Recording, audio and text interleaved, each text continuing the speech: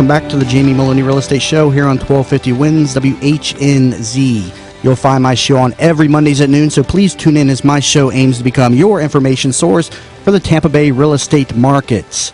On the second half of the show here, we're going to be talking all about roofing, and with the weather the way it is out there and the stormy weather, you definitely want to stay tuned in and get some great tips here from Anissa and Ryan Westfall of Westfall Roofing. Anissa is an accomplished marketing strategist with over 10 years of experience in marketing multi-billion financial and membership brands. As the marketing director for Westfall Roofing, Anissa is responsible for the company's brand and all marketing tactics associated with new customer acquisition and retention. She is responsible for developing a marketing strategy as well as executing an on-time budget and tactical plan for the company. She's here with her husband, Vice President and Sales Manager of Westfall Roofing, Ryan Westfall, and he too is an accomplished business strategist with an acute acumen for growing top-line sales. His keen vision and actionable tactics have driven Westfall Roofing to grow sales since 2009. As the sales manager, Ryan manages all sales activities, including residential roof replacements and commercial projects. He also manages new construction, builder accounts, property management, and HOA accounts. Ryan and Anissa, welcome to the show. Thank you so much. Hey, Jamie. Now, your company is family-owned and operated and has been in business in the Tampa Bay region for over 20 years. Tell the audience and myself more about your company and its history. Sure thing. So my family business, actually, I'm kind of the newcomer. I'm the in-law coming into the business. It was started back in, 1989. But prior to that, my father-in-law, he started in the construction business, working in new construction primarily. He was the superintendent for a large builder here in the community. He opened up his own business in 1989 and focused primarily in roofing. Obviously, we had some bumps in the road, and he had to shift business strategy along the way when it came to the recession and the housing crash in 2009. At one point, he was building homes and from the ground up, but right now we're back to roofing and focusing on roofing in this year. And your company comes with a lot of great credentials. I see you're rated A+ rating with the Better Business Bureau. And some Owens Corning Platinum Preferred Contractor, correct. GAF Master Elite Contractor. Elaborate on those last two, what those mean. Yeah, well, it certainly comes with a lot of work, right? I mean, in 30 years in business in the Bay Area, we take pride in the fact that we live and work in the community. So, when we're driving around in neighborhoods, we can say, hey, that's a roof we did. And so that's important, I think, in a roofing contractor is that they take pride. So I think that's reflective with the Better Business Bureau and other resources like Angie's List. We've got a lot of great customers throughout the year who have said some kind things about us. As far as the manufacturers go, so we in the manufacturer world, there's three major manufacturers. There's Owens Corning and there's GAF. These are the shingle manufacturers throughout North America, and they have elevated statuses for contractors, or preferred status, if you would. You kind of have to go through some triage of different requirements, but we are grateful that we are both a platinum preferred contractor for Owens Corning and a master elite contractor for GAF. Basically, about 3% of all contractors in the Bay Area can be designated as that. You have to have a proven track record, and so with both of these, we are very proud of these distinctions. Very good. Now, elaborate for me on the different services your company offers. Well, first and foremost, we obviously replace residential roofs. We also do commercial, and we also will install solar tubes. We do attic insulation. We do also do gutters and siding, soffit, fascia. So yeah, we do a number of different things. And now, when you say solar tubes, is that like solar panels, or what is that exactly? Basically, it's like a skylight. Is the best way to put it. Okay. And but yeah, we do anything on top of the roof. It's basically is our primary focus. Okay, so I see skylight and solar tube installation. I've never actually referred to them as solar tubes, so it's actually something new for me. Maybe others out there are more familiar with it like that. But yeah, so it's just basically a skylight when you say solar tube. Basically, yeah, it looks like one of those can lights that you have like on your ceiling in your house. Interesting. Now, the roofing system of a home is probably one of the most important components of the home. Minor problems with a roof can lead to major problems down the road if not addressed timely and properly. First, let's talk a little bit about the roofing lingo. What is a roof pitch? Roof pitch is basically just the slope of the roof. Everyone in grammar school remembers rise over run. Mm-hmm. Well, yeah, that's basically your roof pitch is the slope. And I remember I used to work years ago at 84 Lumber, and I remember learning that early on. A typical roof seemed to be like a 412 pitch. Explain what that means. 412 pitch. It's basically it's just a formula to come up with the to come up with the 412 pitch, and it's just basically the roof slope of right. the house. If I remember right, it's for every 12 inches it goes over, it rises 4 inches. 1 inch of run. So the steeper it is, the more run. Yeah. Right. And so the roof deck. What part of the home is the roof deck? Roof deck is basically everything that's underneath the shingles and the underlayment. It's when you go in your attic and you look up, it's the plywood or the 1x6 decking. That's and a common thing that a lot of people don't know is when you place bids on a new roof, you don't know the quality of that roof deck. So a lot of times you're going to have to replace additional roofing after the shingles are taken off the home. Am I correct? Yeah, that's actually kind of, you almost could say it's almost a roofing contractor's hidden cost. Mm-hmm. We try to do different things to not hit that customer with that big bill at the end of the job. What we'll do is we'll usually go in the attic and just do a visual inspection of the actual roof decking. You can walk around the perimeter of the house and look at the overhangs and see if you see any rot on there. And actually, usually the majority of your deteriorated plywood or your decking is around the perimeter of the house. So, but yeah, we try to do as much as we can to not hit that customer with that big bill. I would say on average, probably about once or twice a year, do we actually really need to redeck an entire house. But usually we know that we're going to be doing that in advance. So on average, we're probably replacing about 3 to 5 sheets of plywood per house. But there are a lot of roofing contractors out there, though, that will really take advantage of that. And we definitely do not. And it is definitely kind of like the hidden charge, and it's something to really so for consumers out there that aren't familiar, when you get a roofing bid, make sure you understand, in the fine print, the bid may increase after the shingles are taken off, because they really don't know the condition of the roof deck, which is the plywood that's underneath the shingles on the house. So very common, surprise that a lot of people don't understand, and something that I always try to point out to people when they're looking at roof bids. Definitely. Now, how long does the typical roof in Florida last? Typical roof, depends on the area you're in, but here in Tampa, roofs last between 15 and 20 years. I always tell our customers that every year you get after 20 years is a blessing. If you go a little bit further south into Naples, you got a lot of metal roofs. You go into Miami, you got tile roofs. They all last, metal roof will last you 30 plus years, tile roof will last you 20 plus years, so it kind of really depends where you're at. But here in Tampa, shingle roof lasts 15 to 20 years. And why is it? Is it just the sun beating down on them? Is that what it is? The heat just the heat rain? just kills the shingles. It cooks them, and yeah. Now, what type of preventative maintenance can homeowners do to keep their roofs lasting longer? Keep your roof clean. That's very important. Whenever you go to put on your Christmas lights every year, walk around your roof and just make sure you got the debris off of it. Keep your gutters clean. That's a big thing. And keep the trees away from your roof as well. They shouldn't be touching your roof at all. And in fact, they should be cut away from your roof. Now, I've seen violations as I sell bank-owned properties, and so I see a lot of HOA violations, and I've seen things like discolored roofs, and they want us to somehow wash the roof. You can't pressure wash a roof, but how do you treat a roof, when it becomes discolored? Copper sulfate. It's basically a chemical clean. The only problem with copper sulfate is it will kill your yard when you spray it on the roof. And so what we do is we'll dilute it. We spray your plants. We do everything we can to not kill your yard when we're spraying your roof. But basically, it's a chemical clean. And like you said, never ever pressure wash your roof. You literally knock the years off of it when you do that. Right. But the copper sulfate, is that for all types or colors of roofs and everything, or does that only work with certain colors, or what is that? What is that doing? Is it? It's basically algae. It knocks the algae off the roof is what it does. So it works on tile roofs, it works on metal, it works on shingles.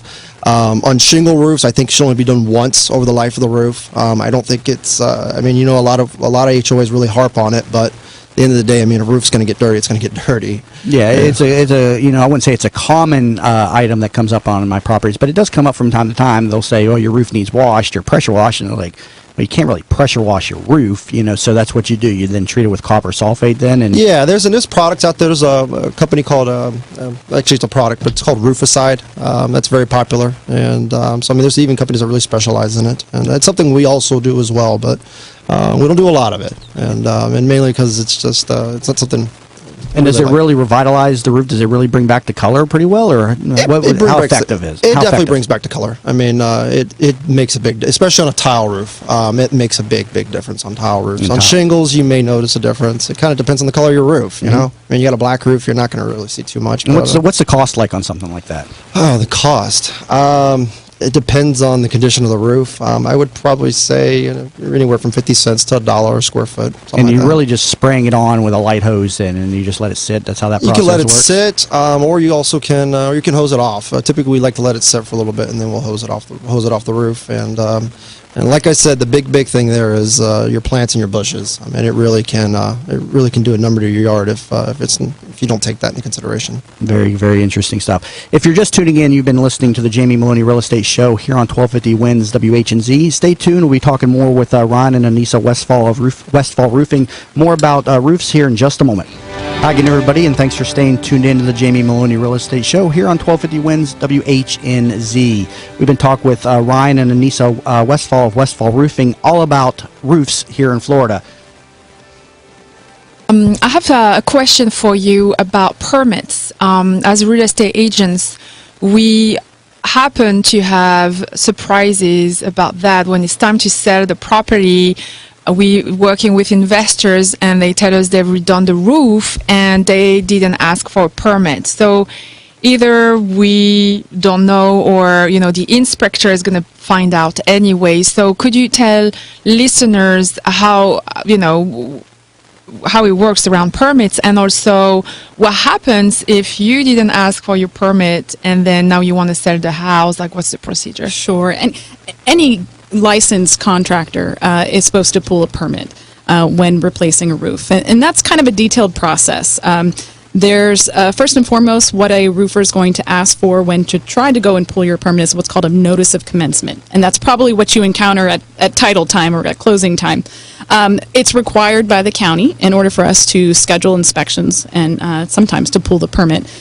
Basically, what it does is it protects both the homeowner and the contractor. It has to do with lien laws. So the reason why we have the notice of commencement signed is it makes the permit and the roof replacement public record, but it also protects the contractor should the homeowner decide not to pay the contractor. It allows us to proceed with filing a lien on that house if it's not paid. And basically, any contractor that does some type of permanent improvement to a house with certain dollar amounts, they have to pull permits. Mm-hmm. Now, with that notice of commencement, they expire after a year. So sometimes where you're at the closing table and a title company might flag that, it's because the contractor needs to provide a release of lien. Right. And that's kind of the closing to the permit process. Now, if they did not pull a permit, if you're dealing with investment companies, that can get into licensing issue and can be reported to Florida regulations. Right. And so my understanding is when that happens, that you have to tear off the roof because the inspector, no one can see how the roof was done, so you have to tear it off. Yeah, unfortunately, with like homeowners insurance, for example, or when we are trying to close and sell houses, basically if it's like you're taking someone's word, just saying, oh yeah, we replaced the roof, but unless you pull that permit, it basically just didn't even happen. Right, because in a permit, someone is going to come along the way and check at every stages, right? Yeah, so every county municipality is a little different. In Hillsborough County, for example, they require 2 inspections, an in-progress inspection and a final inspection. Same with Pasco and different areas like City of Tampa and Pinellas and St. Pete. There's a lot of municipalities, so they're all different. But your licensed contractor should be very familiar with all the different permits. Mm-hmm. Yeah, it's selling bank-owned properties. I run into expired permits or open permits from time to time on roofs, and it's a red flag. Why was a permit pulled on the property? And an open permit generally means that a final was not. It did not pass. A final inspection did not pass. So for some reason, it's still open. Yeah, I've dealt with that problem many a times on the bank-owned properties. I have to clear all these title problems prior to getting these properties closed. Now, I want to understand more about the different types of roofs that you install.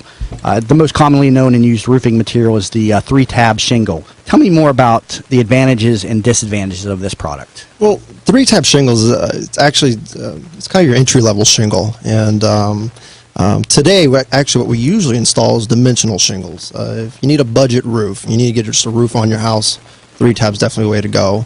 But the difference in shingles, 3-tab, the wind rating on a 3-tab shingle is usually 60 mile an hour. So basically, the shingle can withstand 60 mile an hour winds. That's not very good for Florida, in my opinion. No, it's not. But I always like to point out to homeowners that when we replace a 20-year-old 3-tab roof, it lasted 20 years. And, I mean, yeah, they do assign a wind rating to it, but a 3-tab roof. I mean, they were installed in the 70s, 80s, and I mean, in the early 90s. They were mainly the primary shingle that was installed by new construction contractors. But that roof does last. There's nothing wrong with it. And I think, what the homeowners is missing out on is the insurance discounts and also that peace of mind that the roof that we're putting on today, dimensional shingle roofs, they usually last just a little bit longer. They're a lot more durable. Whereas a 3-tab shingle has a 60 mile an hour wind warranty usually. Dimensional shingles have a 130 mile an hour wind warranty. So yeah, for Florida, 130 mile an hour shingle, a lot better. And now, the dimensional shingles, do they come with they have like a similar look, the 3-tabs, or how do they look? They have like a raised look to them when they're on the roof? Right? Yeah, dimensional. So they call it dimensional. They get the other name for them is architectural or laminate. But basically, I think the best way to put it is it's a 3-tab shingle. It's double 3-tab shingle is the best way I describe it to homeowners. And how it looks, I almost just have to show you. And I mean, when you go and you look in your neighborhood and you just look at a roof, more than likely it's a dimensional shingle roof today and not a 3-tab. Now, the tile roof is probably the most aesthetically pleasing roofing material, in my opinion. Talk to me about this product and the different types of roofing tiles. Well, different types. Mainly it'd be the style, but you would have your barrel tile, you have your flat tile, and you hear a lot about the Spanish tile. In Spanish tile, there's clay tile. There's also different type of tile roof systems. But the tile roofs, the wind rating on a tile roof, and that's where we keep going back to is wind ratings. But they usually have a 150 mile an hour wind rating. Through the 80s and 90s, the way we used to install tile roofs was mainly with fasteners, or we would use what's called mud-on systems. Today, though, we actually use a high adhesive foam, and that actually makes a big difference because back 80s, 90s, when we were putting nails on tile roofs, that was putting holes in the membrane, and water does get to the underlayment on any roof, tile, metal, it doesn't matter. But when you had a tile roof system that had holes in it from nails back in the 80s and 90s, it was a little bit more susceptible to leaking because this membrane now had holes in it. So today, to get by that, we actually started using these really high adhesive foams. So your roof doesn't have holes in it now. It doesn't have holes in the membrane, and you get a 30-year tile roof. Then how does the cost of a tile roof compare to that of a dimensional shingle? Are we looking at twice the cost, 1.5 times? It's about twice the cost. I'd say twice to 2.5 times the cost, and it really depends on what tile you're going with, and this kind of goes back to your styles. Where the price in tiles actually changes is the mix. Or your colors, and of course the top-notch, most expensive tile you can put on your house is a clay tile roof, and those even get shipped from Miami and Spain and everything else. And how brittle are the tiles when people are up on the roof? Can you walk across these okay, or will you damage the roof? You need to know how to walk on them. I think if you know how to walk on them, you're not going to damage the roof. If it's a 25-year-old tile roof, it's probably not the best idea to walk on it. But a newer tile roof you need to know where you're stepping. Because sometimes I have to get roof inspections for my banks, and then the contractor's like, "Oh, we don't want to walk on it." Some of them will, but some of them won't. So I just hear different things from different contractors. And there's tile roofs that I would say there's no way in the world I'm going to walk on that. But it just depends on the roof itself, and I would definitely just leave it up to the inspector and just let him, if he feels comfortable on it, let him get up there. Or if he doesn't want to, by all means, yeah. Now the flat roof design, that's common with apartments and commercial buildings as well as some single family homes. Tell me about the different types of flat roofs that are out there. Different type of flat roofs. There's the most common today is a modified bitumen, which is basically it's an asphalt-based product in it, but it has more rubber in it. And this product is, I'm not going to say it's made to hold water, but it can, and it's actually warranted to actually hold water for up to 48 hours by the manufacturers. typically, too, here in Florida, flat roofs actually are supposed to have a minor positive slope to it. So if you get up on your roof and you notice that you got some ponding water up there and it's over 48 hours, you should be calling a contractor, because that's going to be a big red flag. But if they're installed properly, I mean, a flat roof is just as effective as the other types of roofs then? Well, it seems to me it's just kind of counterproductive to have a flat roof versus a pitched roof. So. It's about cost, though. I mean, if you want to do a nice addition to your house, it's a lot easier to build a flat roof than it is to build a big pitched roof. But the most common is modified bitumen is what we install. We also install what's called TPO, or thermoplastic polyurethane. That's very comparable to, the best way to describe it is like a white vinyl roof. It's energy efficient. We actually put it on foam boards or ISO boards over directly to the deck, which actually increases the R value, your radiant barrier on your roof. So if you have some heated air space and you want to cool off that area, actually going back with a TPO roof would actually be beneficial. And you might even notice that room might cool off a little bit. Well, some great information. Now, for the audience, before we go off air here, give us the contact information for how they can get in touch with your company.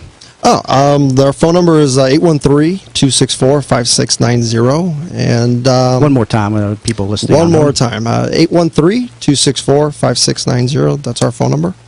And you have a website? Yes, we do. Website is westfallroofing.com, and our Facebook. And we also have a Facebook page, which I think Anissa does a fantastic job managing. It's not your typical roofing contractor's Facebook page. It's pretty fun. Great. So.